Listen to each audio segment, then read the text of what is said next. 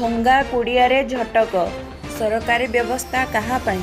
ଏଭଳି ଏକ ଦୟନୀୟ ବାସ୍ତବ ଚିତ୍ର ଦେଖିବାକୁ ମିଳିଛି ଅନୁଗୁଳ ଜିଲ୍ଲାର ଛେଣ୍ଡିପଦା ବ୍ଲକରେ।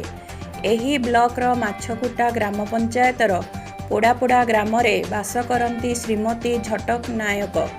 ଜରି ପାଲଟଣା ଭଙ୍ଗା କୁଡ଼ିଆରେ ଦୀର୍ଘ 5 ବର୍ଷ ହେଲା ଅତି ଯନ୍ତ୍ରଣାରେ କାଳ କାଟୁଛନ୍ତି ଏହି 36 ବର୍ଷିଆ ମହିଳା। ଦିନରେ ଖରା ଏବଂ ରାତିରେ ତରା, ବର୍ଷା ଶୀତ କାକର ଝଟକର ଚିରସାଥୀ। ପଞ୍ଚାୟତର ସରପଞ୍ଚ, ବିଡ଼ିଓ ଏବଂ ଅନୁଗୁଳ ଜିଲ୍ଲାପାଳ ପାଖକୁ ଘରଟିଏ ପାଇଁ 5 ବର୍ଷ ହେଲା ଦୌଡ଼ି ଦୌଡ଼ି ଶେଷରେ ନିରାଶ ହୋଇଛନ୍ତି ଝଟକ। ଘର ମିଳିବ ମିଳିବ ବୋଲି ସମସ୍ତେ ପ୍ରତିଶ୍ରୁତି ଢାଳି ଚାଲିଛନ୍ତି, କିନ୍ତୁ ବାସ୍ତବ ଚିତ୍ର ସମ୍ପୂର୍ଣ୍ଣ ଭିନ୍ନ। ବିକାଶ ନାମରେ ଡିଣ୍ଡିମ ପିଟୁଥିବା 22 ବର୍ଷର ସରକାର ଆଜି ଫେଲ୍ ମାରିଛନ୍ତି ଝଟକଙ୍କ ପାଖରେ। ଏଠି ଥିଲା ବାଲାକୁ ଘର ଆଉ ନଥିଲା ବାଲାକୁ ପର। ଏଠି ତେଲିଆ ମୁଣ୍ଡରେ ତେଲ।